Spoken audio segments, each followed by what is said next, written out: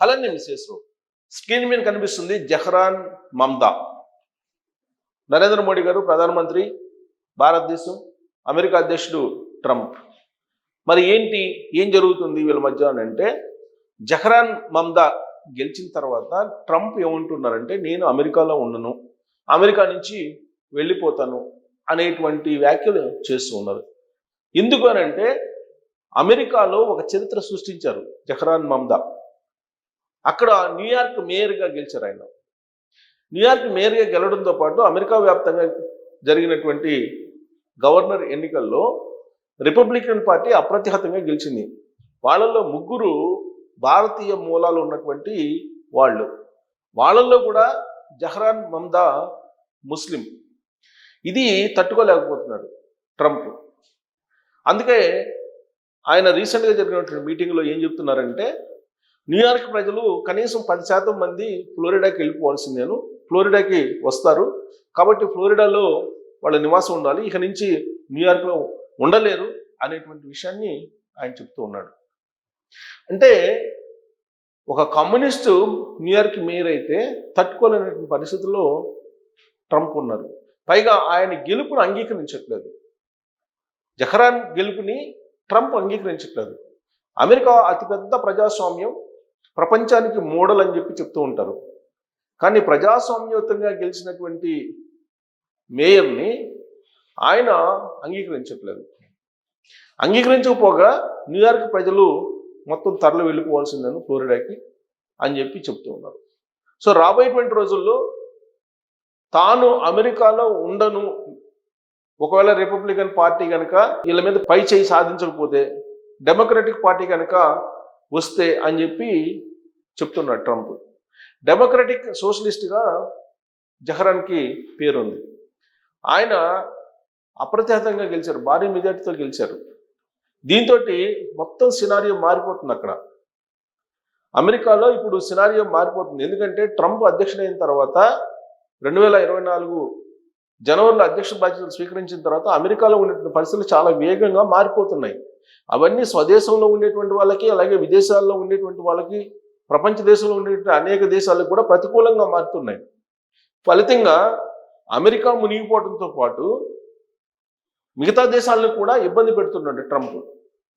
First illegal immigrants అంటూ విమానాలతోటి deportation అని చెప్పి ఆయన కాళ్ళు చేతులు కట్టేసి పంపించారు కొన్ని దేశాలకి. ఈవెన్ భారతదేశానికి కూడా 2 ప్రత్యేకమైన విమానాలను పెట్టి అక్కడ ఉండేటువంటి ఇల్లీగల్ ఇమిగ్రెంట్స్ భారతీయులు అంటూ పంపించారు.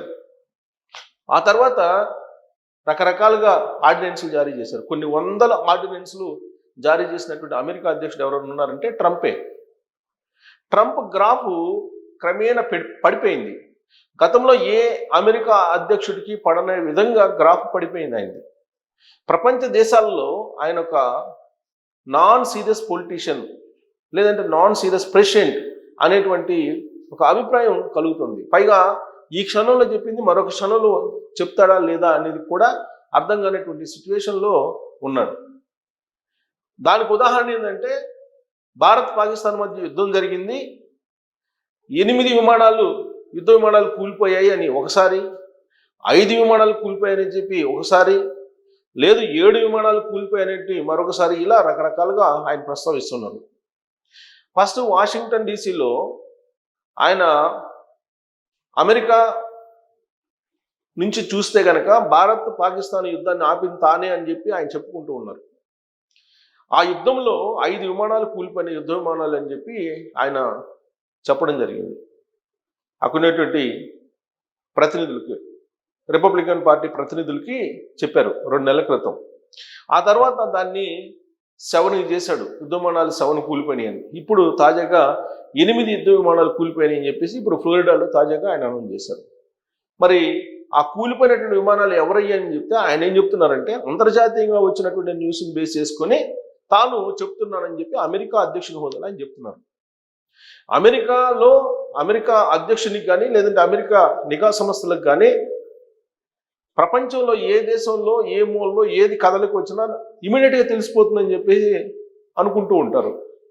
మరి అంత స్ట్రాంగ్గా ఉన్నటువంటి నిఘా వ్యవస్థలు అమెరికా అధ్యక్షుడి ట్రంప్కి కూలిపోయినటువంటి యుద్ధ విమానాలు ఎన్ని, అవి ఎవరివి అనేది చెప్పలేకపోతున్నారా? ఆపరేషన్ సింధూర్లో ఏం జరిగింది అనేది లేదు. తెలిసి కూడా ట్రంప్ దాచిపెడుతున్నాడా అని అంటే ట్రంప్ ఏది దాచడు.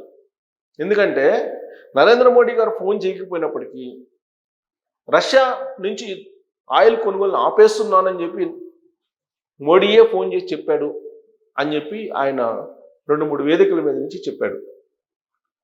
ఆ తర్వాత విదేశాంగ శాఖ మంత్రి జయశంకర్ గారు క్లియర్గా చెప్పారు, అసలు రీసెంట్గా నరేంద్ర మోడీ గారు ట్రంప్కి ఫోనే చేయలేదు అని చెప్పి. అంతర్జాతీయ మార్కెట్లో ఎక్కడ తక్కువ ఉంటే ఆయిల్ని అక్కడ కొనుగోలు చేస్తాము, భారత సార్వభౌమాధికారం దెబ్బతినకుండా ఉండేలాగా మా పాలసీలు ఉంటాయని చెప్పి చాలా క్లియర్గా జయశంకర్ గారు చెప్పారు. అదే సమయంలో అమెరికా భారతదేశం మధ్య నెగోషియేషన్స్ కూడా నడుస్తున్నాయి ట్యాక్సెస్ విషయంలో. ఇప్పుడు భారతదేశాన్ని ఒక పెద్ద మార్కెట్గా చూస్తున్నారు. ఎందుకంటే 140 కోట్ల జనాభా ఉన్నటువంటి దేశం. అమెరికాలో తయారైనటువంటి ఉత్పత్తులు కానీ, అమెరికా తయారు చేస్తున్నటువంటి రక్షణ సామాగ్రిని కానీ కొనుగోలు చేసేటువంటి అతిపెద్ద మార్కెట్ భారతదేశంలో ఉందని చెప్పి ఆయన భావిస్తున్నాడు.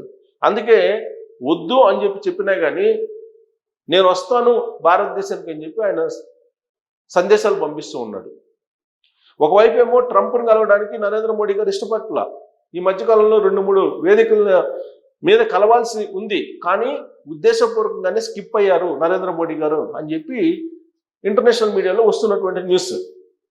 అమెరికానేమో ఇండియన్స్ని అలాగే ఇండియన్ కంపెనీలని ఇండియాని టార్గెట్ చేస్తూ ఉంది.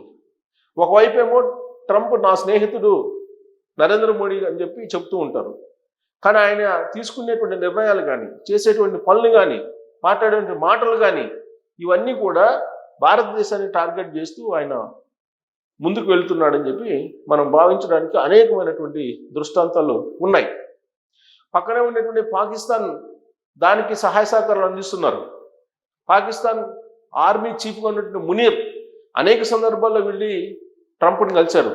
ట్రంప్ ఆయన్ని ప్రశంసిస్తూ ఉన్నారు. పైగా ట్రంప్ని శాంతి బహుమతికి ఎంపిక చేశారు, ప్రపోజ్ చేశారు పాకిస్తాన్. సో పాకిస్తాన్తో సఖ్యతగా ఉంటున్నటువంటి అమెరికా ఇప్పుడు భారతదేశాన్ని కూడా ఏదో ఒక రకంగా తన దారికి తీసుకొచ్చుకోవాలనే ప్రయత్నం చేస్తూ ఉంది. అందులో భాగంగానే మొదటి నుంచి ఏం చెప్తున్నారు, యుద్ధాన్ని నేనే ఆపేశాను, ఆపరేషన్ సింధూర్ పాకిస్తాన్ భారతదేశం మధ్య ఈ యుద్ధంతో పాటు మరొక 8 యుద్ధాలను కూడా నేను ఆపేశాను, ఇక ఆపాల్సింది రష్యా ఉక్రెయిన్ యుద్ధమేను, ఆ యుద్ధాన్ని కూడా ఆపేస్తే నేరుగా స్వర్గంలో పడిపోతాను అని చెప్పి ఆయన కలలు కంటూ ఉన్నారు. ఇలాంటి పరిస్థితుల్లో జహ్రాన్ గెలిచారు న్యూయార్క్లో. జహ్రాన్తో పాటు డెమోక్రాటిక్ పార్టీ తరఫు నుంచి పోటీ చేసినటువంటి ఆయా రాష్ట్రాల గవర్నర్లు అనేక మంది మేయర్లుగా గవర్నర్లుగా గెలిచారు. ఇప్పుడు దీంతో ట్రంప్ మీద వ్యతిరేకత పెరిగిపోతుంది. అక్కడ ఉన్నటువంటి ప్రజలు నిరసనలకు దిగుతున్నారు. ఇప్పుడు ఇలాంటి సిచ్యువేషన్లో నేను ఆపరేషన్ సింధూర్ని ఆపేశాను, అక్కడ యుద్ధ విమానాలు కూలిపోయినాయి, ఆ యుద్ధ విమానాలు ఎవరెవో అనేది తెలియట్లేదు, బట్ నాకు అందినటువంటి సమాచారం ప్రకారం 8 యుద్ధ విమానాలు కూలిపోయాయి అని చెప్పి తాజాగా ఒక కొత్త స్వరాన్ని ట్రంప్ అందుకున్నారు. మరి నిజంగా ఆపరేషన్ సింధూర్ క్రమంలో యుద్ధ విమానాలు కూలిపోయాయా? దాని మీద రాహుల్ గాంధీ మాట్లాడారు ఒక రకంగా, అలాగే సిడిఎస్ చౌహాన్ గారు ఒక రకంగా మాట్లాడారు, అలాగే ఆర్మీ చీఫ్ మరొక రకంగా మాట్లాడారు. ఇలా రకరకాలుగా మాట్లాడారు, కానీ యుద్ధ విమానాలు కోల్పోయినట్టు ఎక్కడ చెప్పలేదు. బట్ చౌహాన్ గారు చెప్పినా, ఎయిర్ చీఫ్ మార్షల్ ఆయన చెప్పినా కానీ ఆయన ఏం చెప్తున్నారు, తొలుత కొంత తొందరపాటు పడ్డాము, తొత్తురుపాటు పడ్డాము, కొంచెం కన్ఫ్యూజ్ అయ్యాము, కానీ ఇమీడియట్గా మేము కోలుకొని మేము యుద్ధాన్ని విజయవంతంగా చేయగలిగామని చెప్పి చెప్తూ ఉన్నారు ఆర్మీకి సంబంధించినటువంటి ఎయిర్ చీఫ్ మార్షల్. యుద్ధాన్ని ఎప్పుడైనా సరే మేము ఆపలేదు, రెడీగా ఉన్నాం ఇప్పటికైనా సరే అని చెప్పి చెప్తూ ఉన్నారు. సో ఇలాంటి పరిస్థితుల్లో అసలు విమానాలను కూల్చివేసినటువంటి సంగతి ట్రంప్ ఎందుకు చెప్తున్నాడు? ఇప్పుడు దీని వెనుక ఉన్నటువంటి లాజిక్ ఏంటి అనే దాని మీద మీరు కామెంట్ చేయొచ్చు. Thank you.